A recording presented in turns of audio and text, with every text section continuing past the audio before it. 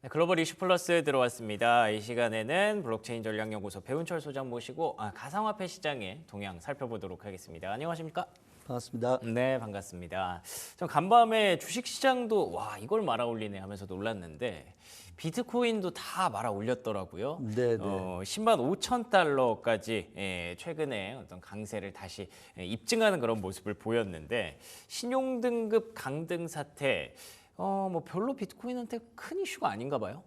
오히려 신용등급이 하락하게 되면 네. 현금 자산에 대한 우려 때문에 오히려 이제 비트코인의 가격이 오를 수 있는 여지가 있어 보이고요. 지난주에 이제 13일부터 17일까지 정도에서는 10만 1,000달러에서 10만 4,000달러 선을 유지하다가 19일 날 어제 10만 7,115달러를 한번 터치하고 예. 10만 3천까지 빠지긴 했는데 밤사이 10만 5천 달러 선을 근접한 가격을 유지하고 있습니다. 그러니까요. 네, 지난주에 제가 이제 10만 6천 달러를 돌파하게 되면 상승이 될 수 있지 않을까 했는데 10만 6천을 돌파하면서 10만 7천까지 찍었기 때문에 네. 이 상승 여력이 꽤 있어 보이는 부분들이고요. 네. 이제 10만 6천 선에서는 아무래도 이제 단기 이익 실현과 또 추가 매수에 대한 부분들이 반복되면서 이제 조금 시장 조정을 거칠 것으로 보이는데 이번 주에 이제 단기 조정을 받을 것인가 아니면 상승을 하며 전고가였던 10만 9천까지 갈 것인가 좀 지켜보면 흥미로울 것 같습니다. 그렇군요. 확실히 가상화폐 시장에 투자자들의 어떤 자신감이 묻어나오는 그런 정리였던 것 같습니다. 일단 첫 번째로는 주식시장이 올랐던 거, 그리고 또 금리 때문에 많이 걱정을 했었는데 사실 간밤에는 이제 비트코인 가격도 좀 빠지고 있었거든요. 근데 그런 부분들을 주식시장에 올라가고 뭐 트럼프 정부가 어떻게든 이겨내겠지라는 믿음이 들어오면서 비트코인 가격도 같이 상승했던 것 같고요. 또 두 번째로는 이제 달러가 하락하는 구간에서 오히려 뭐 디지털 금으로서의 가치도 비트코인 대체 자산으로서의 가치도 좀 빛이 났던 것 같아요. 그러니까 결국에는 우리가 뭐 이게 기술주냐 디지털 금이냐를 놓고 계속 고민을 했었는데 그 두 가지의 장점만 어제 다 갖다 쓴 거죠.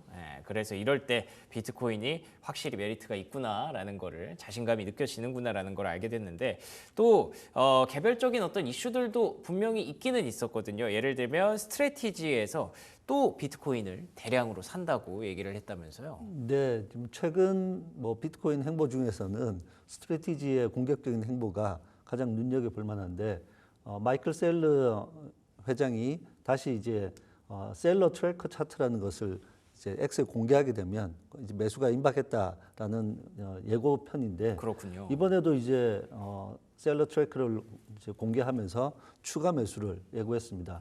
스트래티지는 이제 비트코인을 매수한 이후에 장기 보유 전략을 구사하고 있기 때문에 비트코인 시장에서의 유통량을 감소시키는 효과, 우리가 몇 주간에 살펴봤지만 오히려 이것이 비트코인 반감기를 가져오는 효과가 있을 정도로 매수 물량이 많은 부분들입니다.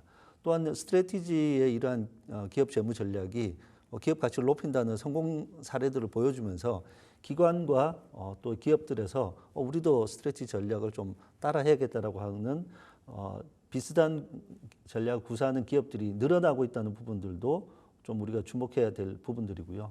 이러한 측면에서 보면 뭐 상승 여력은 더 충분하다고 볼 수 있겠습니다. 그렇군요.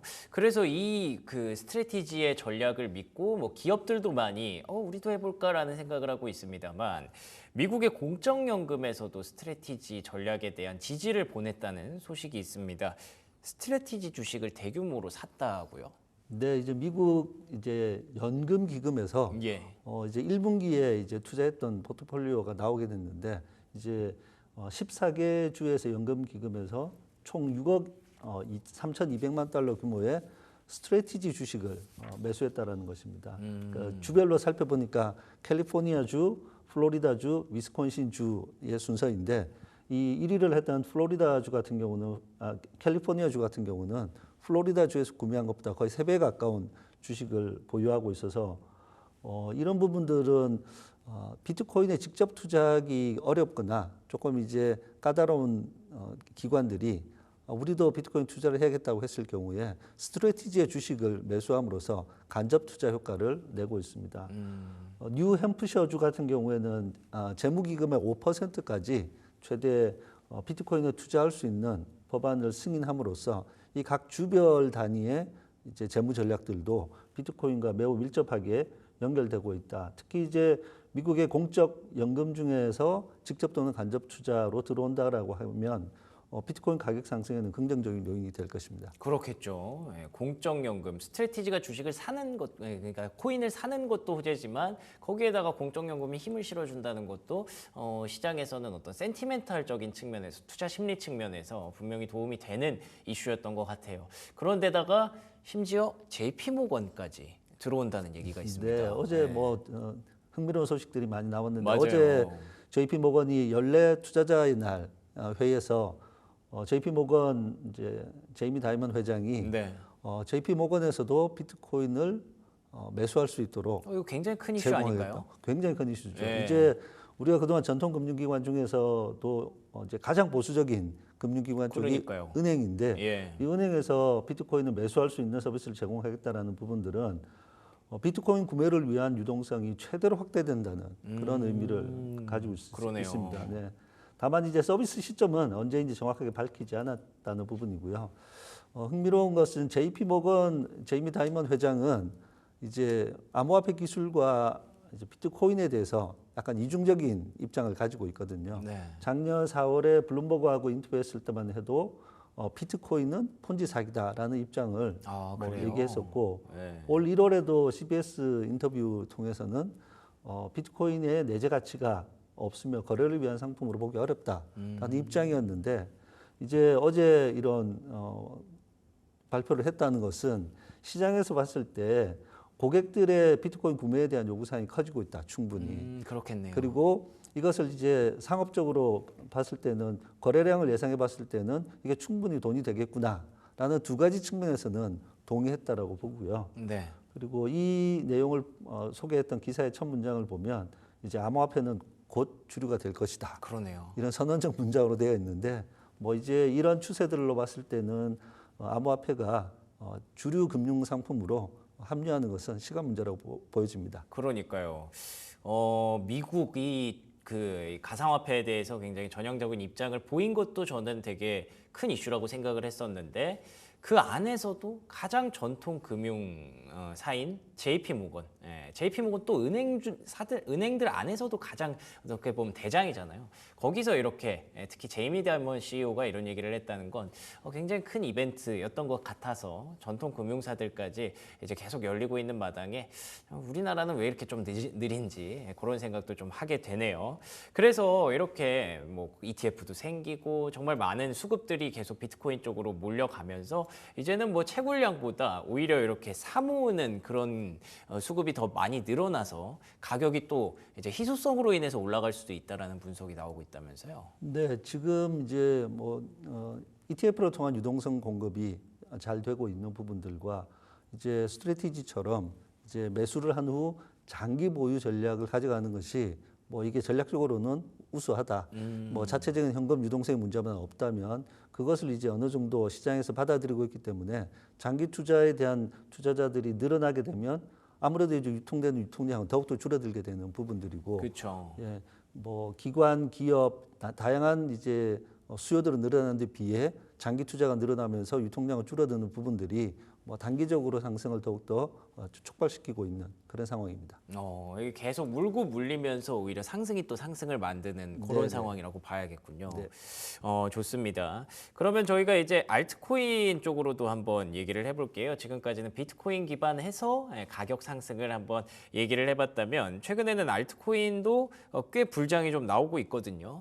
이더리움이랑 비트코인을 비교하는 얘기들이 좀 많네요. 어떤 얘기가 나오고 있나요? 그동안 이제 이더리움이 좀 너무 안 움직이고 있어서 그쵸. 실망감이 있었는데 지난주 통해서 이제 주간 40% 정도 상승을 했고 또 이제 일부 이제 가격 조정이 좀 되고 있는데 이 상황에서 이더리움에 대한 이슈들은 이제 메인넷에 대한 어떤 전반적인 업그레이드 단계들이 너무 길어지는 부분들에 대한 실망감이 좀 있다가 지난번 이제 팩트라 업그레이드 이후에는 조금 이더리움에 대한 관심과 내러티브들이 좀 살아나고 메인넷 자체의 이제 거래 효율성들을 좀 개선했기 때문에 시장에서는 좀 아무래도 비트코인 다음으로는 지켜보는 코인이 이더리움이기 때문에 이더리움에 대한 관심들이 좀 늘어나고 있습니다. 근데 지금 뭐 공격 방어력이 취약하다, 뭐 저런 네, 얘기는 무슨 얘기예요? 이게 이제 내용을 보니까 이더리움 병합 설계를 했던 설계자 중에 한 명인 네. 저스틴 드레이크가 이제 코인텔레그래프랑 인터뷰했던 내용 중에서 네. 이제 이더리움의 이제 안정성에 대해서 강조하는 차원에서 이제 비트코인은 이제 반감기 이후에 채굴 보상이 줄어들다 보니 이제 채굴자들의 메리트가 좀 줄어든다. 그래서 채굴자들이 줄어들게 되면 이 전체 네트워크의 51%의 파워를 가지고 공격을 할 수 있는데 이제 그 현재 상태에서 좀 예상을 해보니 약 100억 달러 정도를 투자하면 51% 공격이 가능할 것으로 추정된다라는 거고 현재 이더리움은 스테이킹되어 있는 POS로 바뀌었기 때문에 스테이킹되어 있는 이더의 전체량에서 51% 공격을 하려면 약 400억 달러 이상이 필요하기 때문에 비트코인이 이더리움에 비해서 취약하다라는 네. 이런 그냥 이제 논리인데 이더리움 지지자들의 어떤 업그레이드 그 자신감이거든요. 맞습니다. 네. 예, 네. 이더리움에 대한 어떤 내러티브를 좀 만들어내고 네, 또 그렇구나. 더 안정적이다라는 이제 가격 방어 차원에서 나온 인터뷰로 볼 수 있고 네. 이 이더리움이나 비트코인 정도 되는 규모의 이 노드들은 51% 공격이 이론적으로는 가능하지만 뭐 그동안도 없었고 앞으로도 이 커뮤니티 내에서 이런 공격에 대한 뭐 상황들이 예상이 되면 뭐 다 어떻게든 대비하려는 시장의 반응들이 있기 때문에 크게 염려하지 않으셔도 되는 내용입니다. 알겠습니다. 그러면은 그 XRP 얘기도 한번 들어볼까요? 블랙록에서 XRP ETF가 나온다는 썰이 계속 돌고 있다면서요? 네네. 이제 결론부터 얘기 드리면 블록렉은 XRP ETF에 대한 파일 신청을 아직 하지 않았기 때문에 그래요? 진짜 썰이네요, 그냥. 네, 이제 루머인 상태이고 네.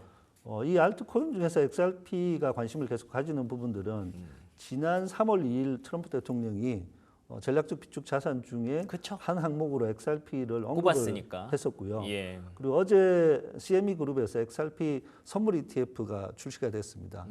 작년 경우를 보면 비트코인과 이더리움도 선물 ETF가 출시되고 또 그 상황들을 본 다음에 현물 ETF 승인이 됐다는 것으로 봤을 때 이제 선물 ETF가 승인됐다는 부분들이 일단 1차적인 단계를 이제 넘어갔다고 볼 수 있고요.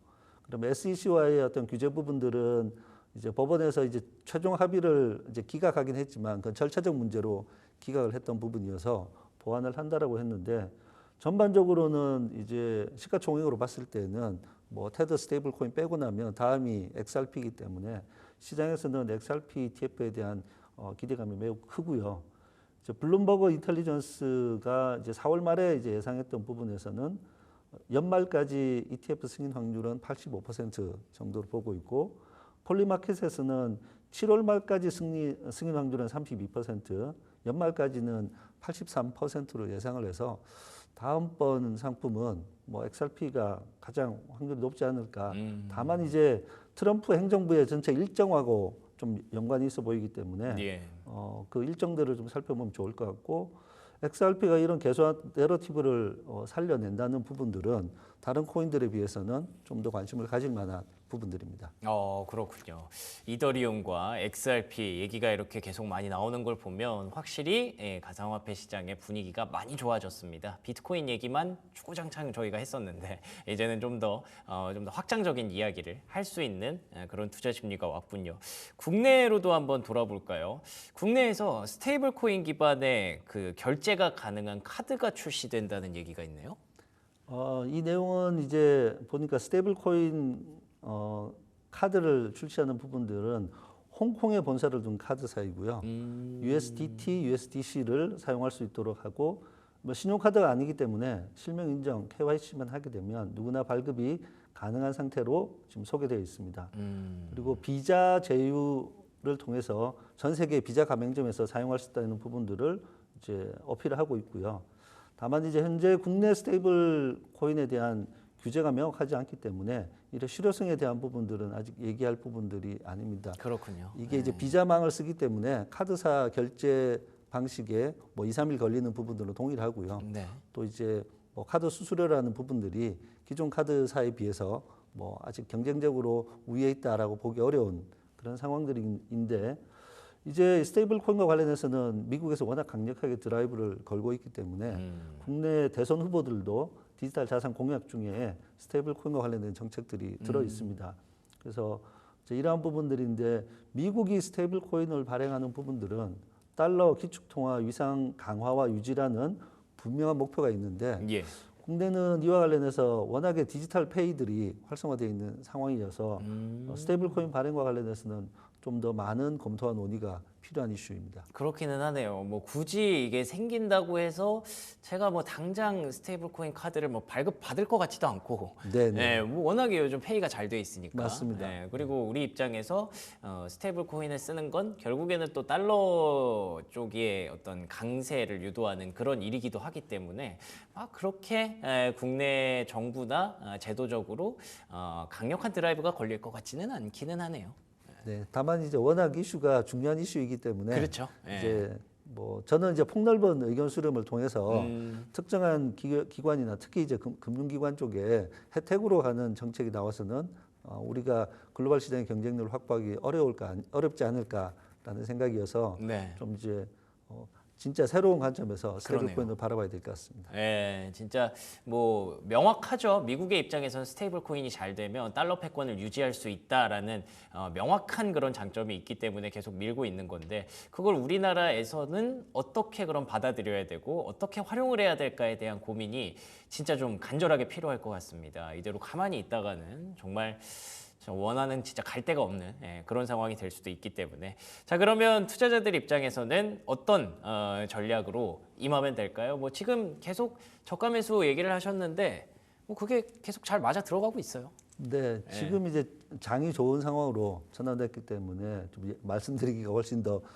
편하긴 한데 예. 이제 투자를 하고 계신 분들은 뭐 다시 이제 뭐 잘 하고 계시겠지만 비트코인 투자에 대해서 조금 주저하거나 좀 부정적인 생각을 가지신 분들은 생각해 보시면 비트코인의 가격 차트를 긴 관점에서 봤을 때는 항상 오늘이 가장 싼 가격이었거든요. 맞아요. 예. 그리고 이와 관련해서 이제 해외 투자자 분석가에 대한 글을 전망을 하나 소개하자 그러면 암호화폐 애널리스트인 최드라는 분이 X에 기고한 글인데 최근에 비트코인 차트를 기술 분석을 해봤을 경우에 인버스 헤드 앤 숄더 그러니까 아래쪽으로 올라가서 오른쪽으로 올라가는 차트를 전망하고 있는데 이렇게 되면 약간의 단기 조정을 거친 이후에 중장기적으로는 큰 반등을 예상하고 있는 부분들이거든요.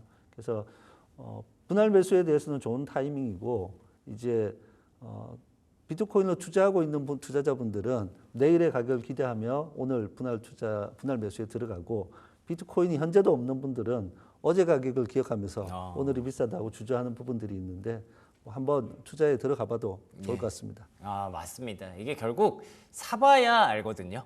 조금이라도 뭐 요즘은 조각 투자도 많이 나오니까 그렇게라도 한번 해보시면 비트코인을 왜 이렇게 많이들 얘기하는지를 느끼게 되실 것 같습니다. 지금까지 배훈철 소장과 얘기 나눠봤습니다. 오늘도 좋은 말씀 고맙습니다. 고맙습니다.